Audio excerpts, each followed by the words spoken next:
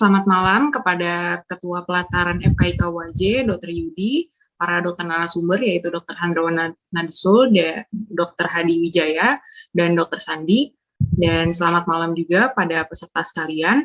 Perkenalkan, saya Dr. Florentina, izin memperkenalkan diri sebagai MC untuk acara diskusi malam ini. Berikut adalah agenda acara kita pada malam hari ini. Berikutnya kita akan menyanyikan lagu Indonesia Raya terlebih dahulu.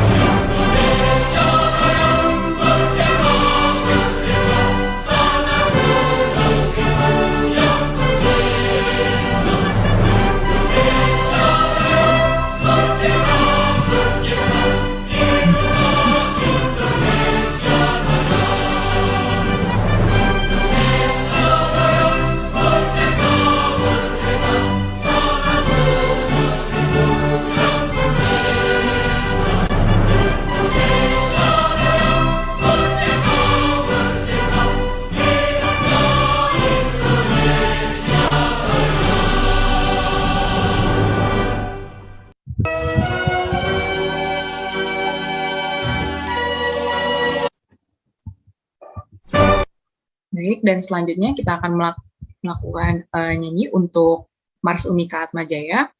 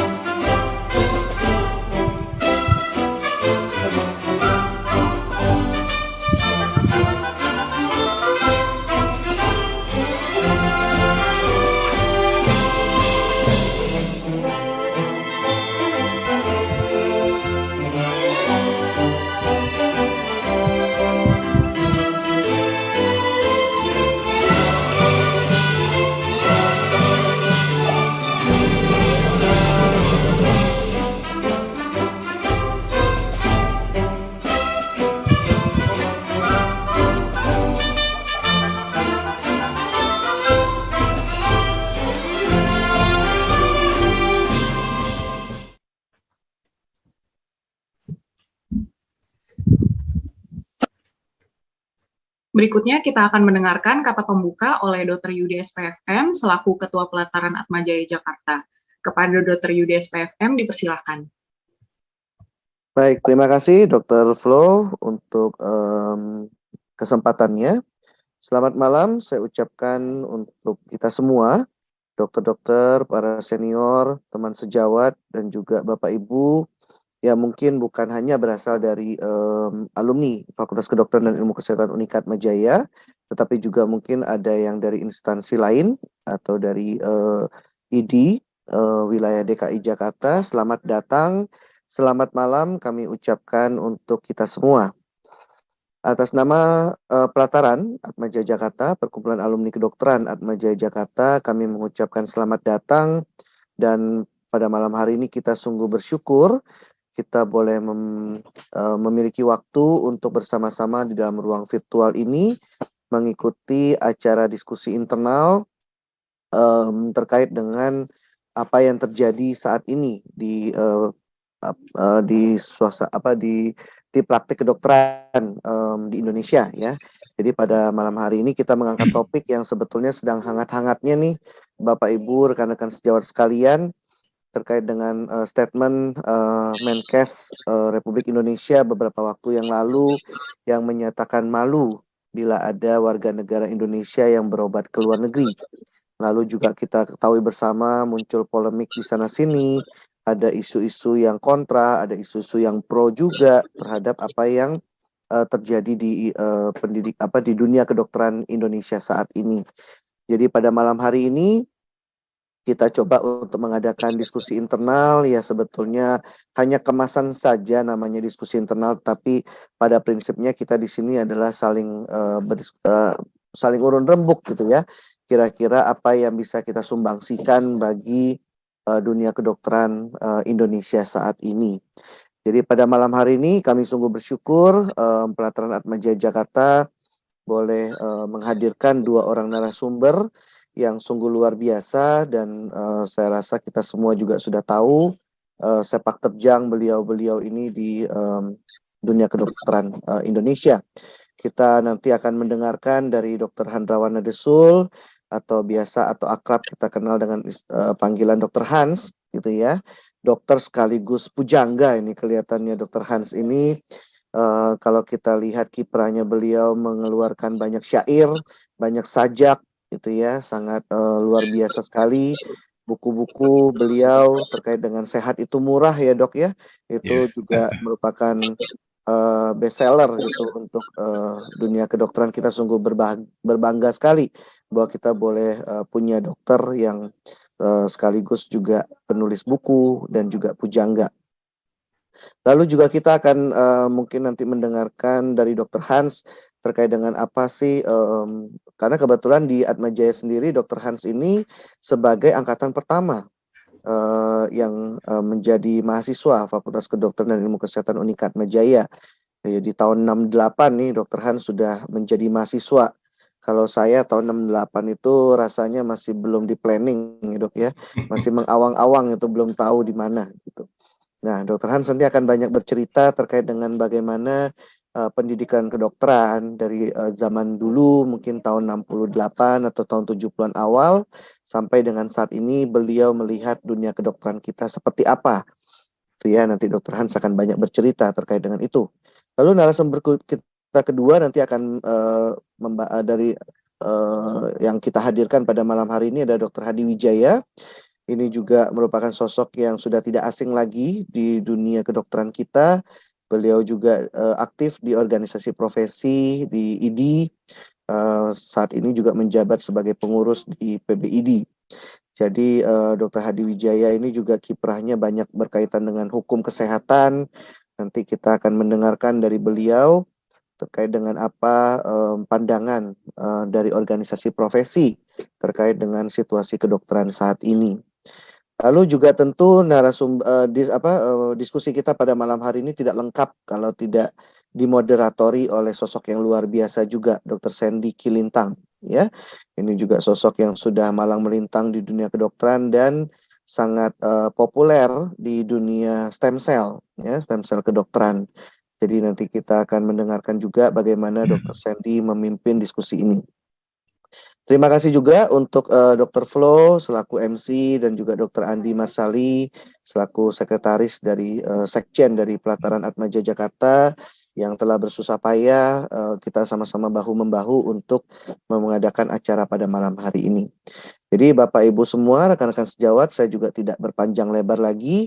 Kita sudah tidak sabar lagi untuk memulai diskusi kita pada malam hari ini.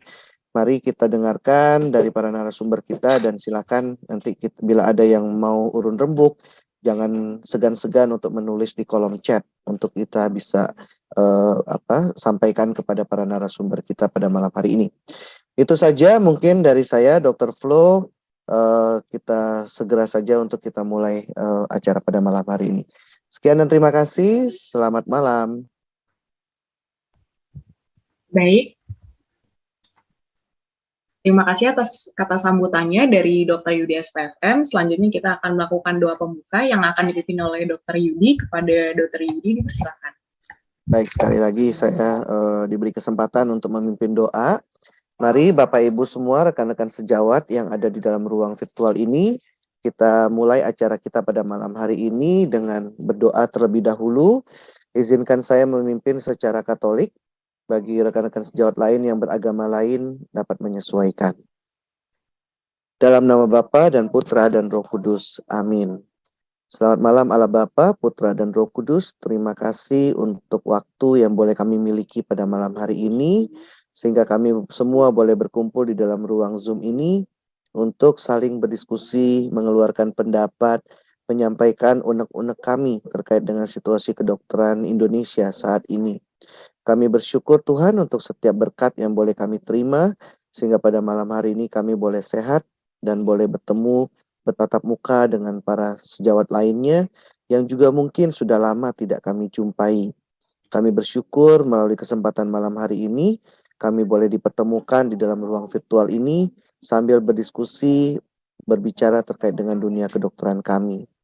Bapa, kami mohon bimbingan dan tuntunan Roh Kudus-Mu untuk acara kami pada malam hari ini. Berkati mulai dari awal hingga akhir, sehingga semuanya boleh bermanfaat bagi profesi kami, bagi para dokter-dokter yang ada di Indonesia, dan juga terutama juga untuk memuliakan nama-Mu. Kami serahkan seluruh acara yang sederhana ini Tuhan ke dalam tangan-Mu, biarlah Engkau yang boleh menyempurnakan segala sesuatunya. Doa ini kami haturkan kehadirat-Mu dengan perantaran Kristus, Tuhan dan Penyelamat kami. Amin. Dalam nama Bapa dan Putra dan Roh Kudus. Amin. Baik, terima kasih dokter. Selanjutnya izinkan saya untuk membacakan CV dari moderator kita, yaitu Dr. Sandi Kelintang, yang merupakan alumni UAJ tahun 1988 dan menyelesaikan profesi kedokterannya di Universitas Airlangga pada tahun 1994. Saat ini beliau sedang menjalani Master Biomedis di UAJ, lalu sebagai work experience, beliau saat ini menjabat sebagai Direktur PT Bio Farma Adiluhung, Head of Stem Cell and Cancer Institute Kalbe, Direktur Pharmametric Labs, CRO Company, dan reviewer member dari Kementerian Riset dan Teknologi, Badan Riset dan Inovasi Nasional RI pada tahun 2019, dan Certified International Research Reviewer. Beliau juga menjadi member of Consortium of Tissue Engineering and Stem Cells, Ministry of Health hingga tahun 2019, menjabat sebagai General Secretary dari Reja Selindo, member Asosiasi Sel Punca Indonesia, Head of Stem Cell PPPD UI, Scientific Member PP Perdaweri, dan beliau juga merupakan Founder and Advisory Board Indonesia Kidney Care Club. Pada Dr. Sandi, dipersilakan. Ya, terima kasih kepada Dr. Floren sebagai MC, dan tentunya saya mengucapkan banyak terima kasih kepada pelataran yang telah mengundang saya dan kita semua, para narasumber, khususnya kepada Ketua Dr. Yudi. Ya. Pelataran itu kalau sedikit katakan adalah perkumpulan alumni kedokteran, ya, Atma Jaya. Tadi Dr. Yudi sudah menyampaikan panjang lebar dari dua narasumber kita, yaitu Dr. Hans dan Dr. Hadi. Dan kita tahu bahwa Dr. Hans boleh dikata menjadi suatu sebagai narasumber yang sangat kompeten di topik kali ini. Begitu juga dengan Dr. Hadi tentang mengapa pasien banyak keluar negeri. Saya banyak baca tentang tulisan-tulisan Dr. Hans, khususnya di media-media massa, ya, Kompas, dan juga Dr. Hadi dengan Conscience-nya, ya, Kang Hadi Conscience, ya, dengan YouTubernya ini yang sudah banyak malang melintang menyiasati dan mengkritisi gitu ya dari masalah-masalah dunia kedokteran. Luar biasa. Atma Jaya mempunyai alumni 2 dokter yang luar biasa ini, dan kita sekarang ini mengundang kedua dokter ini, Dr. Hans dan Dr. Hadi, untuk membahas topik yang sedang panas-panasnya, yang seperti tadi disampaikan oleh Dr. Yudi. Sebelumnya, saya ingin menyampaikan aturan mainnya. Kita akan 30 menit ke depan, akan ada pertanyaan-pertanyaan dari saya sebagai moderator kepada Dr. Hans dan Dr. Hadi. Lalu 10 menit berikutnya akan para audiens bisa menanyakan, bisa secara langsung maupun melalui chat, dan kemudian kita akhiri dengan penutup sebuah puisi yang dibacakan oleh Dr. Hans yang berjudul Bangga Aku Jadi Dokter Indonesia. Baik, kita tahu bahwa sekarang ini mengapa ya pasien kita memilih berobat ke luar negeri. Ini suatu cuplikan clipping tulisan di Kompas yang ditulis oleh Dr. Hans di tahun 2008. Nah, ini sangat lama ya, 2008 kurang lebih udah 14 tahun ya, 14 tahun. Nah, pertanyaannya ini sudah 14 tahun yang lalu, ini kelihatannya masih relevan ya sebagai pembuka diskusi topik malam minggu ini ya, di mana bukan rahasia umum kalau pasien-pasien kita tuh lebih memilih berobat ke luar negeri ya, baik rumah sakit di Singapura ataupun Malaysia. Mungkin rumah sakit Singapura akan sepi pengunjung kalau pasien Indonesia beralih berobat ke negerinya sendiri. Dan sekurang-kurangnya ada 400.000 pasien ya internasional menyerbu Singapura setiap tahunnya. Itu terasa sekali mungkin Singapura dan Malaysia waktu terjadinya pandemi COVID ya, dengan lockdown di negara-negara tersebut. Nah, kurang lebih taruhlah pasien Indonesia ini seperempatnya saja nih dari sejumlah itu, berapa devisa negara kita ya, kalau bisa kita pertahankan hanya berobat di Indonesia. Namun, kenapa bisa terjadi seperti itu? Apakah faktor biaya yang mahal di Indonesia, yang didengung-dengungkan di Malaysia gitu ya? Apakah layanan kesehatannya, atau faktor kepercayaan masyarakat kita kepada layanan kesehatan yang ada? Nah, mari kita bersama-sama nih mendengar dan menyimak pendapat dan pandangan dari para pakar narasumber kita malam ini. Baik, saya akan menanyakan ada sekitar 5 topik yang saya tanyakan. Yang pertama ini kepada Dr. Hans dan Dr. Hadi. Kalau kita lihat kondisi layanan kesehatan di Indonesia saat ini ya, dan dibandingkan ya ketika zaman dokter dulu nih, Dr. Hans mungkin di tahun 80-an ya, 70-80-an, dan Dr. Hadi di 90-an. Ini kira-kira nih bagaimana sih perbandingannya kondisi layanan kesehatan kita saat ini dan di tahun-tahun di mana dokter waktu itu baru lulus. Boleh Dr. Hans dulu sebagai yang senior, silakan Dok. Terima kasih. Terima kasih Dr. Sandi. Terima kasih Dr. Yudi, Loren, teman sejawat semua. Ya, menarik ya, menarik. Karena saya amati tahun 2008 saya tulis soal berobat ke luar negeri. Kelihatannya sampai hari ini tidak banyak berubah ya. Jadi kalau saya amati sih barangkali awal skala masalah besarnya itu bermula dari sistem kesehatan kita. Bahwa setiap negara punya sistem. Ya. Sistem kesehatan kita itu mengharuskan pasien itu membayar ya, paid for services. Nah, ini masalah awal. Kedua, Depkes sebagai end user itu tidak berkoordinasi dengan Dignas yang memproduksi dokter. Dokter diproduksi oleh Departemen Pendidikan, pemakainya itu Depkes. Saya mengalami ketika itu baru lulus, pada tahun-tahun itu dokter itu langsung diangkat pegawai negeri. Jadi dengan gaji pegawai negeri 80.000 jelas itu tidak mungkin untuk hidup. Ya, saya mau katakan kenapa. penghargaan terhadap profesi dokter dari dulu saya mulai lulus jadi dokter muda sampai sekarang kok rasanya di Indonesia itu kurang ya. Nah, ini awal dari masalah kenapa dokter jadi kutu loncat di Indonesia. Maaf, quote and quote kutu loncat itu harus praktek di beberapa tempat sehingga ID memutuskan hanya boleh di 3 tempat. Itu karena omset untuk memperoleh penghasilan yang wajar sebagai profesi dokter itu tidak mencukupi. Karena apa? Image citra dalam masyarakat profesi dokter itu seperti dulu di TV ada dokter Kildare, tak? Jadi dokter yang rapi, bersih, punya mobil, punya rumah. Nah, kalau melihat kondisi di Indonesia, dokter baru lulus, boro-boro punya rumah, punya mobil. Ya, sebagian teman-teman yang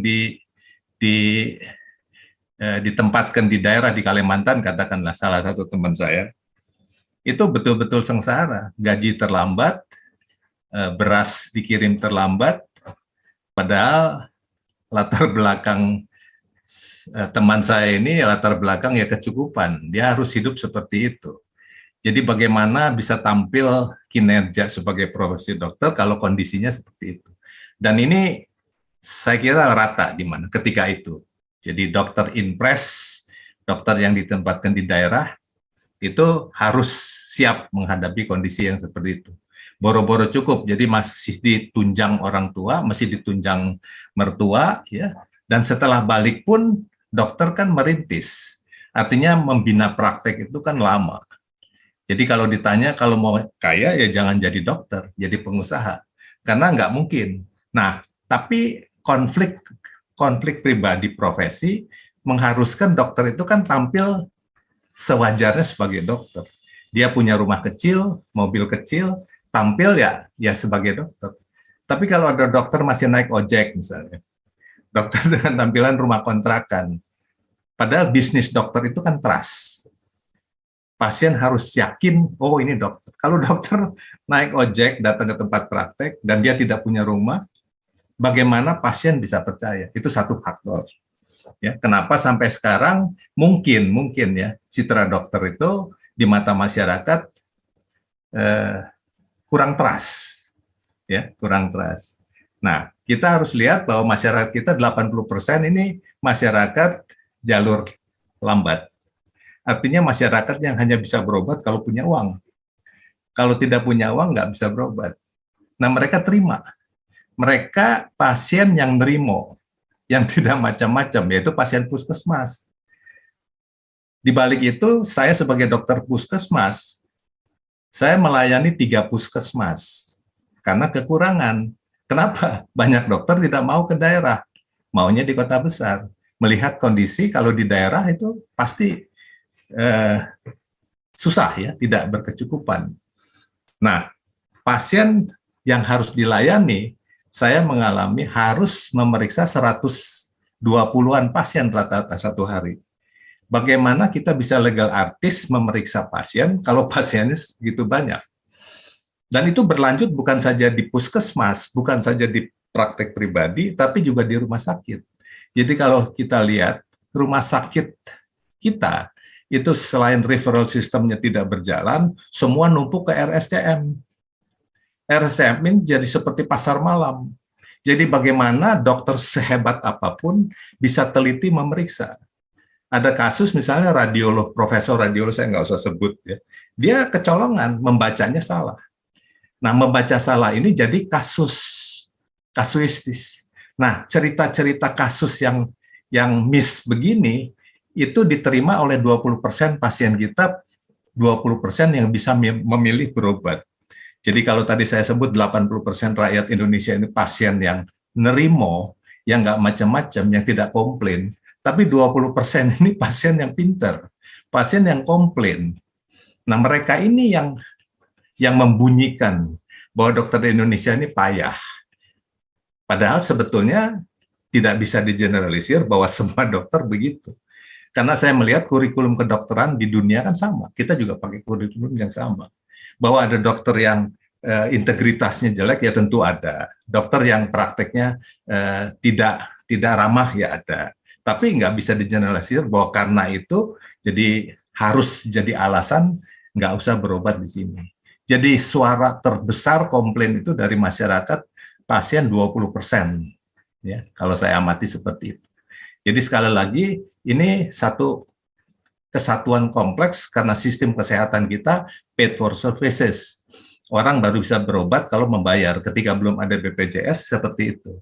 Nah, tidak setiap pasien bisa berobat setiap kali sakit. Nah, pasien yang mampu dia berobat kalau terjadi kasus yang tidak menyenangkan ini belum tentu malpraktek, tapi juga misconduct misalnya. Karena pas dokter memeriksa kelewat banyak, padahal ketentuan di beberapa negara itu ditentukan katanya tidak boleh lebih satu hari itu 30 pasien. Supaya bisa legal artis, bisa profesional. Periksa itu betul seperti yang kita diajarin di sekolah. Periksa itu teliti paling kurang 15 menit. Tapi bagaimana mungkin ada dokter praktek sampai subuh dan seterusnya dengan alasan supaya omset, ya, omset supaya tampil sebagai dokter. Nah, jadi kalau kita lihat ada dokter yang idealis, betapapun dia gajinya kecil, penghasilan kecil, dia tetap ya praktek dengan legal artis, dengan integritas tinggi. Tapi tentu saja nggak bisa nutup mata sejawat yang mempertimbangkan lain, terutama dari Fakultas Kedokteran swasta yang sudah mengeluarkan investasi yang begitu besar.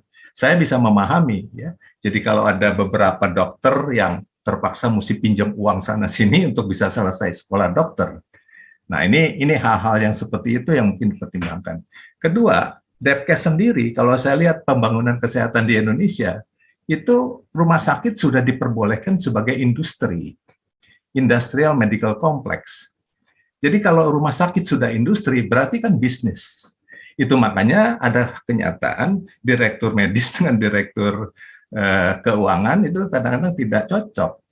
Karena direktur keuangan pengen dapat break even yang sesuai dengan investasi yang sudah disimpan. Misalnya untuk beli alat 15M, satu hari alat ini harus menghasilkan berapa. Nah, secara medis bertentangan karena tidak semua pemeriksaan atau apapun ada indikasi medis. Jadi kompleksnya seperti itu, dokternya sendiri kurang mendapat penghargaan, di sisi lain banyak kasus sebetulnya kasus rumah sakit, bukan kasus praktek pribadi, bukan kasus puskesmas. Jadi kalau kita bicara kasus yang